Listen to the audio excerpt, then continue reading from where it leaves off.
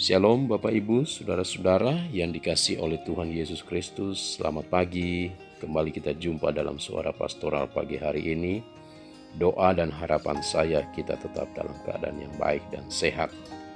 Bapak Ibu Saudara kekasih Kristus, sebelum di pagi hari ini kita melakukan aktivitas kita, mari kita sejenak pergunakan waktu yang ada ini untuk kita berdoa, membaca, merenungkan firman Tuhan.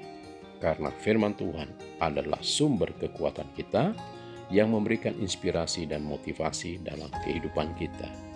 Suara pastoral pagi hari ini akan berbicara hidup tak bercacat celah di hadapan Tuhan.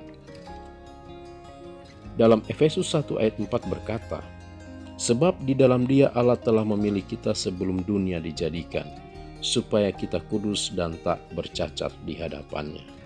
Saudara-saudara kekasih Kristus, setiap hari kita selalu diperhadapkan pada persoalan, yaitu bagaimana menyangkal kedagingan kita, karena yang menjadi musuh utama kita adalah kedagingan kita sendiri.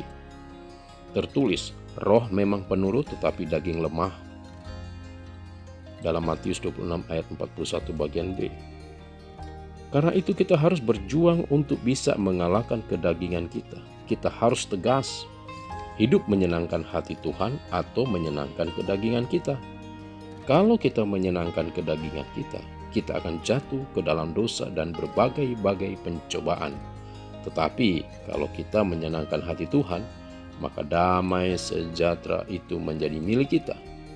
Mari kita hidup sesuai firman-Nya supaya kita berkenan kepada Tuhan dan hati Tuhan disenangkan.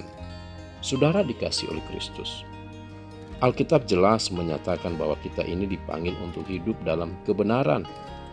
Kita dipanggil untuk melakukan kebenaran dan memiliki karakter seperti Kristus. Dengan tegas, Alkitab menyatakan, Allah memanggil kita bukan untuk melakukan apa yang cemar, melainkan apa yang kudus. Karena itu siapa yang menolak ini bukanlah menolak manusia, melainkan menolak Allah yang telah memberikan juga roh-Nya yang kudus kepada kamu. Dalam 1 Tesalonika 4 ayat 7 dan 8. Berhenti untuk melakukan perbuatan cemar. Saudara, adalah sia-sia ibadah yang kita jalankan jika kita masih berkompromi dengan dosa dan tetap hidup menurut keinginan duniawi. Ingat, kita sudah diberi segala fasilitas yang baik oleh Tuhan. Kita dilindungi, kita dijaga, dan kita dipelihara oleh-Nya. Maka tidak ada alasan lagi untuk tidak hidup dalam kesalehan. Tertulis di dalam 2 Petrus 1 ayat 3 berkata, "Karena kuasa ilahi-Nya telah menganugerahkan kepada kita segala sesuatu yang berguna untuk hidup yang saleh oleh pengenalan kita akan Dia, yang telah memanggil kita oleh kuasa-Nya yang mulia dan ajaib." Saudara dikasihi Kristus, dengan pertolongan Roh Kudus kita pasti mampu untuk melakukan kebenaran. Bukankah Tuhan sudah memberikan kepada kita kuasa dan kekuatan untuk bertindak, dan Tuhan siap menolong kita dalam berbagai hal sehingga kita tidak akan mudah goyah dan jatuh?